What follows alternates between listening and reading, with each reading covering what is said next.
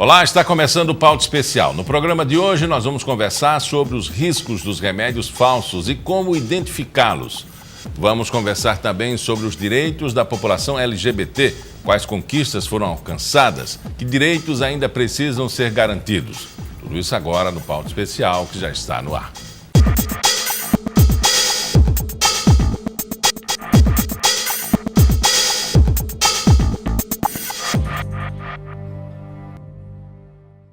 Uma pesquisa divulgada no ano passado pela Organização Mundial da Saúde aponta que 1 em cada 10 medicamentos consumidos em países em desenvolvimento é falso. Estima-se que anualmente o uso de medicamentos falsos no tratamento de pneumonia cause a morte de ao menos 72 mil crianças. Mas há como identificar remédios falsos? Que cuidados devemos tomar?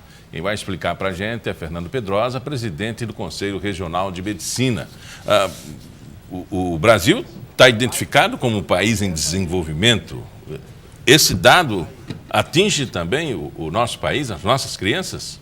Atinge, sim, com certeza. A gente sabe através dos órgãos de fiscalização que não consegue dar uma abrangência de fiscalizar todos os medicamentos produzidos, sempre tem relatado, aqui, inclusive aqui no próprio nosso estado, de que as vigilâncias sanitárias dos municípios que são mais organizados têm apreendido medicamentos falsos. Então, nós vamos imaginar nesse estado todo, onde tem cerca de 100 municípios que não tem estrutura de fiscalização nenhuma.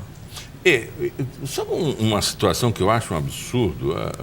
O Corpo de Bombeiros faz uma fiscalização numa bodega de esquina e apreende os botijões de gás, dizendo que a pessoa não tem licença para vender aquilo, que é perigoso. Eu nunca vi um acidente no bujão de gás numa unidade dessa.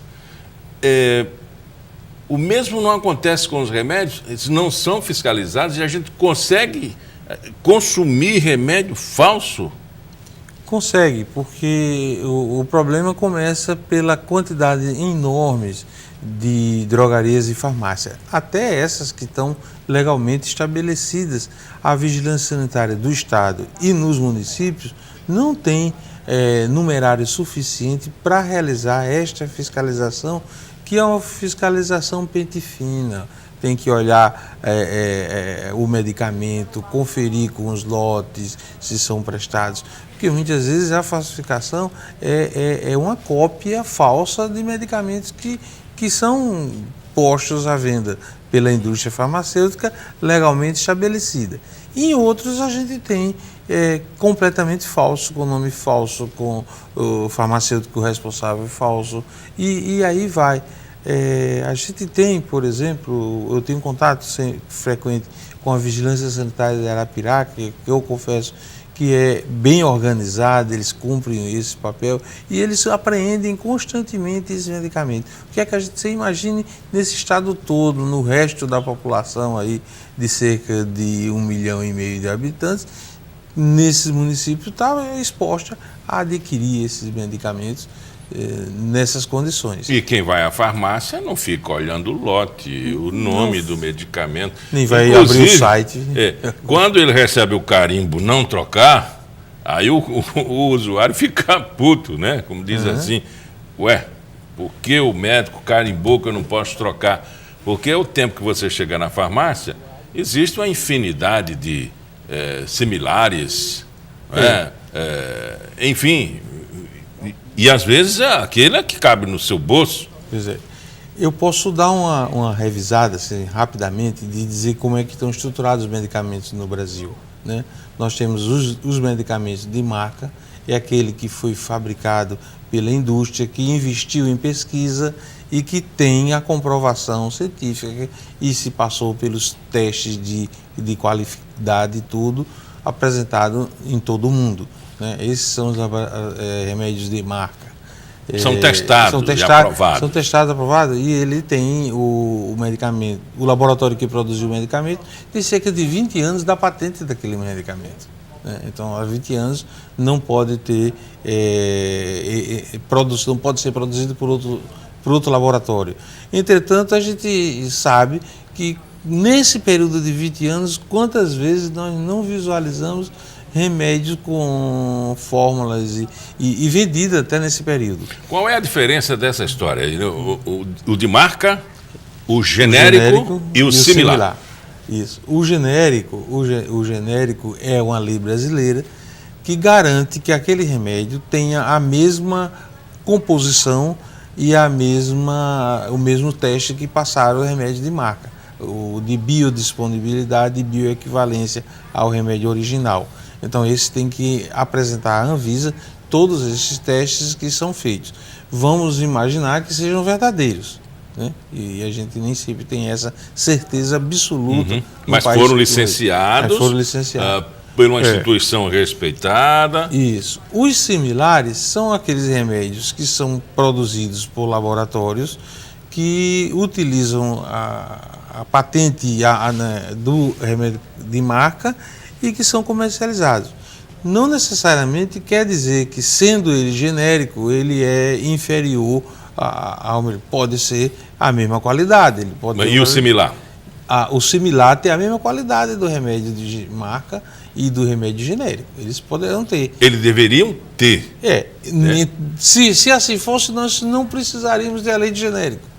Se todos os medicamentos similares fossem garantidos que ele teria as mesmas qualidades do remédio genérico, nós não precisaríamos. Então, nem todo similar tem a licença para atuar como genérico não é remédio de marca. E não é, exatamente.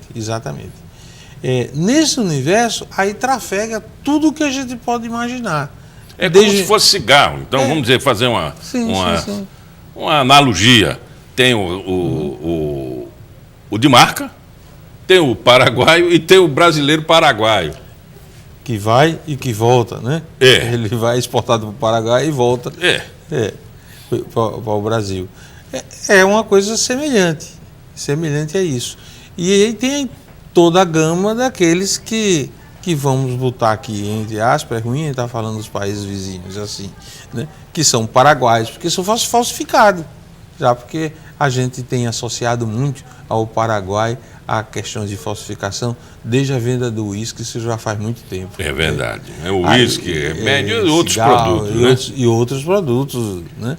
Que a gente que é comercializado no Paraguai e que não é o original, armas inclusive, né? Considerando a estrutura de um laboratório em que você paga cientistas, né? Farmacêuticos, né? Um sem número de funcionários, eu acho uma cadeia industrial, né? Um parque industrial requintado com todas as exigências, né? Você, para ter um apiário e transformar aquilo em produto de venda, falávamos agora há pouco com o Calheiros aqui, se gastou quase 2 milhões de reais com higienização, com projeto, e alguém falsifica remédio. Muitas vezes existe um comércio subterrâneo do medicamento. A produção do sal que é a grande dificuldade, mas tem laboratórios que produzem o sal, vendem o remédio de marca e vende para outros laboratórios aquele mesmo sal, aquele mesmo produto, e que esse laboratório nada mais faz do que somente envasar, colocar no comprimido, na ampola, no xarope, aquele medicamento que ele adquiriu lá. Então surge a grande pergunta: se todo esse remédio é produzido pelo laboratório que investiu em toda essa pesquisa em marca e que vende, como é que esse outro consegue vender tão mais barato? São perguntas que ficam no ar. Né?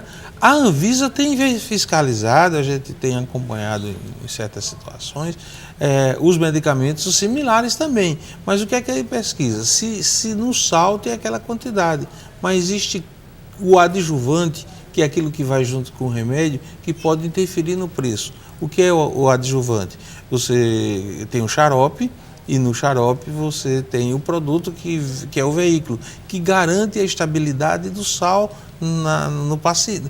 no armazenamento e quando o paciente toma o remédio, que há interferência daquilo que está lá no medicamento. Isso não é conferido nos medicamentos similares. Aí fica por obra e graça do acaso, da sorte, de que aquele laboratório produz aquele comprimido. Porque a gente pensa na coisa mais simples, não, invasa, bota dentro do comprimido, tá bom. Mas ali dentro vai, o que é que vai no comprimido? E a solidificação daquilo do princípio ativo, que talvez você esteja comprando um mais barato, que não vai funcionar. É um placebo, é uma farinha de trigo, alguma coisa. Isso pode acontecer realmente. Agora, como nós consumidores, podemos detectar e saber e desconfiar e não comprar um remédio que não vai fazer efeito? Naqueles medicamentos estabelecidos, não tem como, nas drogarias, nas farmácias, não tem absolutamente como. A única coisa que o consumidor vai ter é não obter o efeito desejado. Vamos no mais simples. O camarada está com uma dor de cabeça e vai em busca de um analgésico mais simples desse, que se compra legalmente, que qualquer pessoa pode comprar sem a necessidade de a receita médica, o medicamento. E aí eles tomam remédio e não tem melhora nenhuma. Quando deveria, quando não é uma dor crônica, uma dor grave, uma dor de uma lesão muito importante. E por que não tem resposta? E quando acionado judicialmente, por exemplo, a não conclusão de um tratamento, não é? Tudo pode acontecer. Você diz, não, você não aceitou o medicamento, ou você não tomou regularmente, ou o remédio não fez efeito porque você tem uma composição XY, todos nós somos diferentes. Exatamente, isso é verdade. Um outro detalhe é que é nas compras que são feitas pelo poder público, e aí inclui o governo federal, o próprio Estado e as prefeituras, que licitam, a lei obriga a licitar. E aí o cara licita pelo mais barato. E fora o teste de qualidade, não se faz, né? E aí não é submetido aos testes de qualidade, esses que são comprados nessa situação, que o distribuidor chega, eu tenho aqui o super remédio muito mais barato do que o que você compra aí. E o poder público, digamos, eu sou obrigado a comprar pelo mais barato, mas compra uma porcaria. E aí a gente vê muitas vezes relato de que alguns desses medicamentos não têm efeito nenhum. Com esse colega que já tomou um medicamento que tem ação sobre o sistema nervoso, não é nem um remédio e que eu não senti absolutamente nada. É aquela que dá um sono terrível, que quem não tem costume de tomar, porque ela desconfiou que os pacientes não tinham melhora. Ela disse, eu vou tomar esse remédio para ver o que acontece. Não aconteceu nada. Então há uma chance muito grande que aquele medicamento legalmente vendido, né, passando pelos critérios de venda dentro da lei das licitações, ele não serve. E nós não temos... E é confiável, por exemplo, se eu desconfio de um remédio, pedir um teste, como se faz num posto de gasolina, fazer o teste de qualidade da gasolina, eu posso fazer isso com a farmácia, com um medicamento? Pode sim. Os organismos do governo são confiáveis, como foi aquela fiscalização na carne? A Anvisa é confiável quando ela testa o remédio. Ela não vai conseguir dar a resposta completa quando se passa pela questão do adjuvante contido na lei. Isso em tese, né? Porque diante da corrupção nesse país, é difícil se acreditar. A corrupção normalmente atinge níveis muito maiores, e aí a gente estaria completamente perdido nesses meios, nesse emaranhado de medicamentos falsos. Eu procuro não acreditar, senão desisto da profissão, né? É verdade. Conversamos com o Fernando Pedrosa, presidente do Conselho Regional de Medicina. Muito obrigado pela entrevista. Obrigado. No próximo bloco a gente conversa sobre a Comissão de Diversidade Sexual da OAB, como ela atua. É depois do intervalo. Não sai daí.